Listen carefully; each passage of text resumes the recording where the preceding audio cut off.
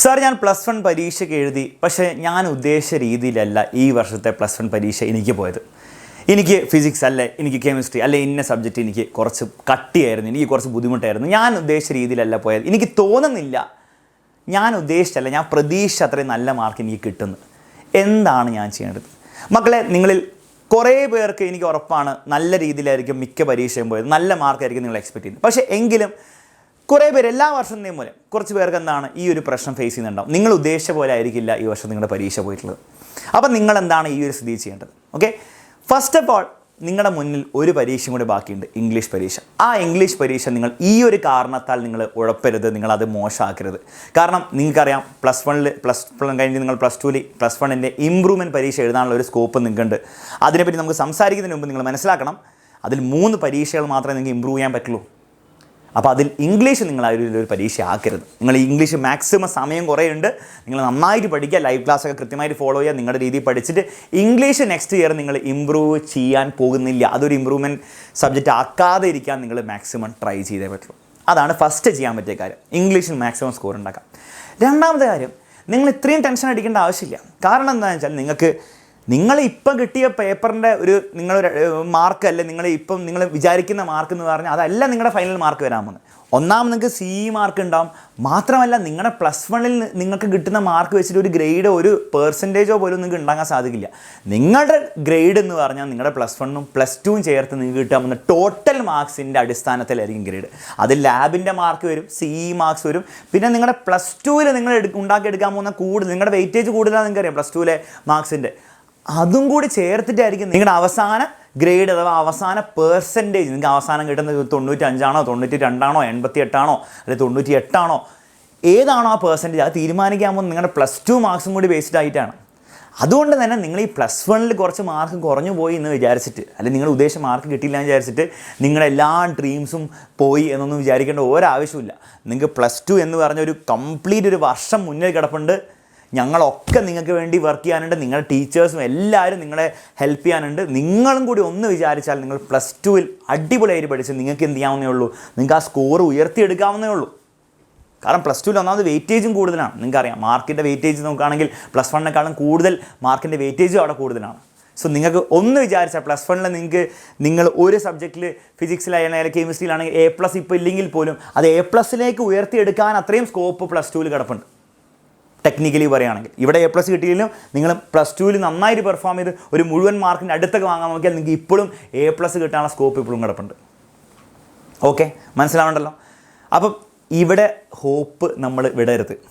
ഇവിടെ നമ്മുടെ പരിപാടി തീർന്നിട്ടില്ല, ഇനിയും നമുക്ക് മുന്നോട്ട് പോകാനുണ്ട് എന്നുള്ളൊരു ബോധ്യം മനസ്സിലുണ്ടാവണം. ഓക്കെ, നിങ്ങൾ ജസ്റ്റ് തളരരുത് ഇവിടെ വെച്ചിട്ട്. കുറേ പേര് അങ്ങനെ ഉണ്ടാവും, ഇനിയിപ്പോൾ +2 പോയി, ഇല്ല, ഇനിയാണ് ചാൻസ് ഉള്ളത് എന്നുള്ള കാര്യം മനസ്സിൽ വെക്കണം. രണ്ടാമത്തെ കാര്യം, നിങ്ങൾക്ക് മക്കളെ ഇമ്പ്രൂവ്മെൻ്റ് ഉണ്ട്.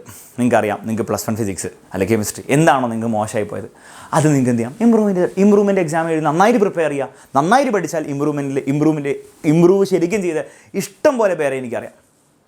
അപ്പം നിങ്ങൾക്ക് നെക്സ്റ്റ് ഇയർ എന്ത് ചെയ്യാം, നന്നായിട്ട് പഠിക്കാം. ഇപ്പോൾ അതിനെപ്പറ്റി കുറേ ചിന്തിക്കേണ്ട ആവശ്യമില്ല. നെക്സ്റ്റ് ഇയർ നമുക്ക് എന്ത് ചെയ്യാം, നന്നായിട്ട് പഠിക്കാം. അതിന് വേണ്ടിയിട്ടുള്ള ഇമ്പ്രൂവ്മെൻറ്റ് ക്ലാസ് നമ്മളും തരുന്നതായിരിക്കും. അടിപൊളി ക്ലാസ് നിങ്ങൾക്ക് ഒന്നുകൂടി തരുന്നതായിരിക്കും. അത് ഇമ്പ്രൂവ്മെൻറ്റ് എക്സാമിൻ്റെ ലെവൽ കുറച്ച് കട്ടിയാണ്, അപ്പോൾ ആ ലെവലിലായിരിക്കും നമ്മൾ തരാൻ പോകുന്നത്. പക്ഷേ നിങ്ങൾക്ക് ഓൾറെഡി കുറേ കാര്യങ്ങൾ അറിയാമല്ലോ, നിങ്ങൾക്ക് ഒന്നും അറിയാത്ത ആൾക്കാരൊന്നുമല്ലോ. അപ്പോൾ നിങ്ങൾക്ക് ഓൾറെഡി അറിയാം. നിങ്ങൾ ഒന്നും കൂടി പഠിച്ചു കഴിഞ്ഞാൽ നമുക്ക് ആക്ച്വലി ഇമ്പ്രൂവ്മെൻറ്റ് എക്സാമിൽ ഇമ്പ്രൂവ്മെൻറ്റും ഉണ്ടാക്കി, എന്നിട്ട് നമുക്ക് എന്ത് ചെയ്യാം, +2 നന്നായി പഠിച്ച് നല്ല മാർക്ക് വാങ്ങിച്ചെടുക്കാം. അപ്പോൾ ഇപ്പോഴും നിങ്ങൾ ഹോപ്പ് കൈവിടരുത്. അത് മാത്രം നിങ്ങൾ ചെയ്യാൻ പാടില്ലാത്തുള്ളൂ.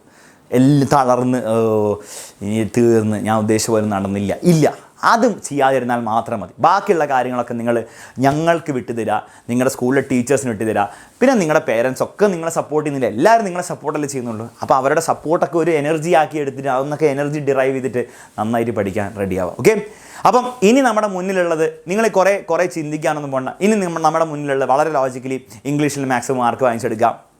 അതിനുപരി തന്നെ നമുക്ക് പോയ സബ്ജക്ട്സിൽ നമ്മൾ ഇമ്പ്രൂവ്മെൻറ്റ് എക്സാം എഴുതിയെടുക്കുന്നുള്ള ധാരണ ഉണ്ടാക്കുക. +2ൽ ഞാൻ നന്നായിട്ട് പഠിക്കും എന്നുള്ള കാര്യം നിങ്ങൾ തീരുമാനം എടുക്കുക. ഓക്കെ, +2ൽ നിങ്ങൾ +1ൽ നിങ്ങൾ ഉഴപ്പിയിട്ടുണ്ടാവും മിക്കവാറും. ഓക്കെ, അല്ലെങ്കിൽ നിങ്ങൾ നന്നായിട്ട് നിങ്ങളുടെ മാക്സിമം നിങ്ങൾ ഹാർഡ് വർക്ക് ചെയ്തിട്ടുണ്ടാവില്ല. ഓക്കെ. അപ്പോൾ ആ രീതിയിൽ നിങ്ങൾ പ്ലസ് ടുവിൽ ചെയ്യില്ല എന്നും പ്ലസ് ടുവിൽ നിങ്ങൾ ആദ്യം മുതൽ തന്നെ ഹാർഡ് വർക്ക് ചെയ്യുന്നു, നിങ്ങൾ എക്സാമിനറിൻ്റെ ബാച്ചിൽ ജോയിൻ ചെയ്ത കുട്ടിയാണെങ്കിൽ ആദ്യം മുതൽ തന്നെ ബാച്ചിൻ്റെ ക്ലാസ് സീരിയസ് ആയിട്ട് എടുക്കുമെന്നും നിങ്ങൾ ടെസ്റ്റ് പേപ്പർ സീരിയസ് ആയിട്ട് എടുക്കുമെങ്കിലും എല്ലാം എടുക്കുന്നു എല്ലാ കാര്യങ്ങളും നിങ്ങൾ കുറച്ചും കൂടി സീരിയസ് ആയിട്ട് എടുക്കും എന്നുള്ള കാര്യം നിങ്ങൾ ഉറപ്പിച്ചാൽ പ്ലസ് ടുവിൽ ഒരു ബുദ്ധിമുട്ടും നിങ്ങൾക്ക് ഉണ്ടാകാൻ പോകുന്നില്ല. അത് ഞാൻ ഗ്യാരണ്ടി തരാം. ഓക്കെ, അത്രയും വലിയ സംഭവമൊന്നും അല്ലെങ്കിൽ പ്ലസ് ടു എന്ന് പറഞ്ഞാൽ. അപ്പോൾ ആ രീതിയിൽ നിങ്ങൾ ഒരു തീരുമാനം എടുക്കുക, പ്ലസ് ടു നിങ്ങൾ ഉഴപ്പില്ല എന്ന്. ഓക്കെ, അത് എൻ്റെ അഭിപ്രായത്തിൽ സാർ എന്തിനാ കോഴ്സിൽ ജോയിൻ ചെയ്യണം നിർബന്ധമുണ്ടോ? ഇല്ല. നിങ്ങൾ വളരെ ഡെഡിക്കേറ്റഡ് ആയിട്ടുള്ള കുട്ടിയാണെങ്കിൽ, വളരെ സീരിയസ് ആയിട്ടുള്ള കുട്ടിയാണെങ്കിൽ നിങ്ങൾക്ക് യൂട്യൂബിൽ നിന്ന് മാത്രം വേണേൽ പഠിച്ചിട്ട് എന്ത് ചെയ്യാം, നല്ല മാർക്ക് വാങ്ങിച്ചെടുക്കാം. അത് എക്സാമിനർ ചാനൽ മാത്രമല്ല, ഏത് ചാനൽ നിങ്ങൾ എക്സാമിനർ ഫോളോ ചെയ്യുക. പക്ഷേ നിങ്ങൾ എക്സ്ട്രീംലി ഹാർഡ് വർക്ക് ആയിരിക്കും. യൂട്യൂബിൻ്റെ ക്ലാസ്സും നിങ്ങളുടെ സ്കൂളിലെ ക്ലാസ്സും പിന്നെ അതിൻ്റെ നോട്ട്സും വെച്ചിട്ട് നിങ്ങൾക്ക് പഠിച്ച് വാങ്ങിച്ചെടുക്കാം. പക്ഷേ അതിന് എക്സ്ട്രീം ഡെഡിക്കേഷൻ വേണം. നിങ്ങൾക്ക് അതൊരു വഴി. ഓക്കെ, നിങ്ങൾക്ക് ചിലപ്പോൾ എന്താണ് കോഴ്സ് അഫോർഡ് ചെയ്യാൻ പറ്റാത്ത രീതിയിലാണ് നിങ്ങളുടെ ഫിനാൻഷ്യൽ സ്റ്റേറ്റ് എങ്കിൽ നിങ്ങൾ ആ ഒരു ഓപ്ഷൻ ചൂസ് ചെയ്യാം. ഇനി അതല്ല, നിങ്ങളെന്താണ് നിങ്ങൾക്ക് കോഴ്സൊക്കെ അഫോർഡ് ചെയ്യാൻ പറ്റും. ഓക്കെ, ഇപ്പോൾ എക്സാമിനർ പ്ലസ് ടു കോഴ്സ് 4000 ആണ് എന്നൊക്കെ കാര്യം നിങ്ങൾക്ക് അഫോർഡ് ചെയ്യാൻ പറ്റും. അല്ലെങ്കിൽ നിങ്ങളുടെ ഏതെങ്കിലും ട്യൂഷൻ നിങ്ങൾ കണ്ടുവച്ചിട്ടുണ്ട്, അതൊക്കെ നിങ്ങൾക്ക് അഫോർഡ് ചെയ്യാൻ പറ്റും. നിങ്ങളുടെ പേരൻസിന് വലിയ ബുദ്ധിമുട്ടില്ല അഫോർഡ് ചെയ്യാമെങ്കിൽ നിങ്ങൾ അത് എടുക്കുമായിരിക്കും എപ്പോഴും നല്ലത്. കാരണം എന്താണെന്ന് വെച്ചാൽ മക്കളെ, ഈ ഇപ്പം എക്സാമിനറിൽ ജോയിൻ ചെയ്താലുള്ള ഗുണം എന്താ വെച്ചാൽ നിങ്ങൾക്ക് എല്ലാം കൃത്യമായിട്ട് എക്സാമിന് വേണ്ട രീതിയിൽ എല്ലാ ക്ലാസ്സും കൃത്യമായിട്ട് എടുത്തു തരും. നിങ്ങൾക്ക് പ്രീവിയസ് ഇയർ ക്വസ്റ്റ്യൻസിൻ്റെ ക്ലാസ്സസ് ഉണ്ടാവും. അപ്പോൾ എല്ലാം പ്രോപ്പറായിട്ട് ഓർഗനൈസ്ഡ് ആയിരിക്കും ഉണ്ടാവുക. നിങ്ങൾ ഒറ്റയ്ക്ക് പ്രിപ്പയർ ചെയ്യുമ്പോൾ ചെറിയ പ്രശ്നം എന്താ വെച്ചാൽ നിങ്ങളതൊക്കെ പോയി കണ്ടുപിടിക്കേണ്ടി വരും. പ്രീവിയസ് ഇയർ ക്വസ്റ്റ്യൻസ് കണ്ടുപിടിക്കണം. അപ്പോൾ നോക്കുമ്പോൾ അതിന് ആൻസർ ഇല്ല. അപ്പോൾ ആൻസർ പോയി നിങ്ങൾ ഗൂഗിളിൽ സെർച്ച് ചെയ്യണം. അങ്ങനെ കുറേ കാര്യങ്ങൾ നിങ്ങൾക്ക് അറിയില്ല. എവിടെ നിന്ന് പ്രിപ്പയർ ചെയ്യണം, എങ്ങനെ പ്രിപ്പയർ ചെയ്യണം, ടെക്സ്റ്റ് ബുക്ക് മൊത്തം വായിക്കണ്ടോ, വായിച്ചിട്ടൊന്നും മനസ്സിലാവുന്നില്ല, plus one plus two physics ആണോ ഒന്നും മനസ്സിലാവില്ല. അപ്പോൾ അതെന്താ ചെയ്യേണ്ടതെന്ന് ഒരായിട്ടുണ്ടാവില്ല. പക്ഷേ നിങ്ങൾ ഏതെങ്കിലും ട്യൂഷൻ സെൻറ്ററിലോ അല്ലെങ്കിൽ എക്സാമിനർ പോലത്തെ ഓർഗനൈസ് കോഴ്സിലോ ജോയിൻ ചെയ്താൽ, ഓക്കെ, ഒരു പ്രോപ്പറായിട്ട് നടത്തുന്ന കോഴ്സ് ആയിരിക്കണം, അത് ആലോചിക്കണം. അങ്ങനെയാണെങ്കിൽ നിങ്ങൾക്ക് എല്ലാം പ്രോപ്പറായിട്ട് കൃത്യമായിട്ട് കാര്യങ്ങൾ കിട്ടും. ആ ഒരു ടൈം ലൈൻ നമ്മൾ ഫോളോ ചെയ്യും.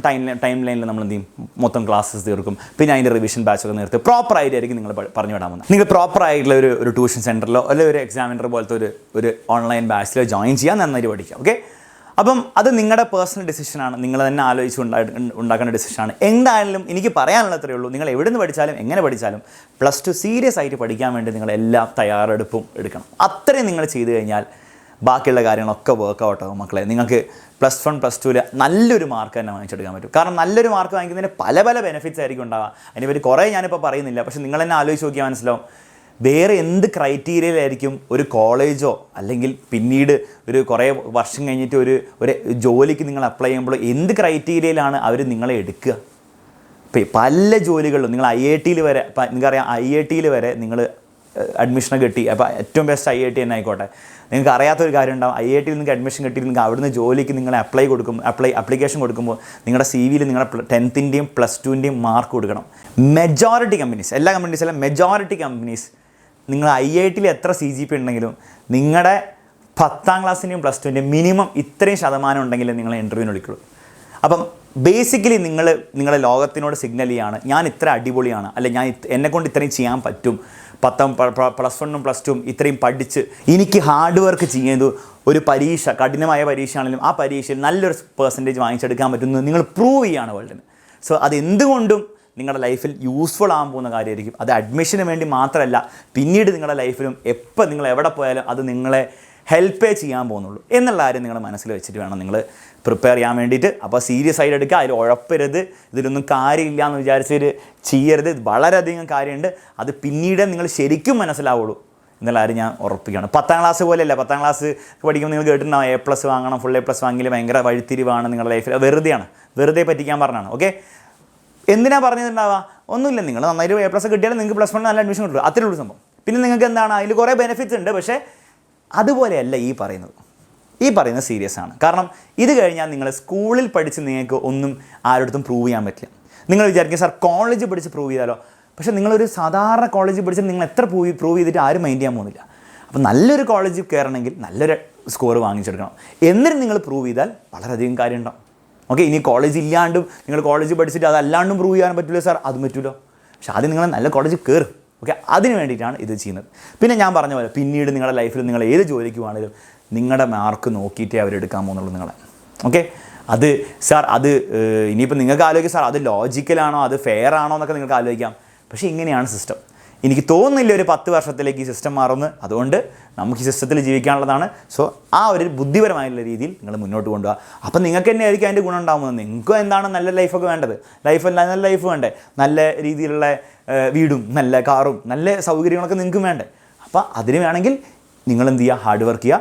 ഈ 2 വർഷമായിരിക്കും നിങ്ങൾ തീരുമാനിക്കാൻ പോകുന്നത് നിങ്ങളുടെ ആ ഒരു ഗോളിനെ അല്ല ആ ഡ്രീമിനെ.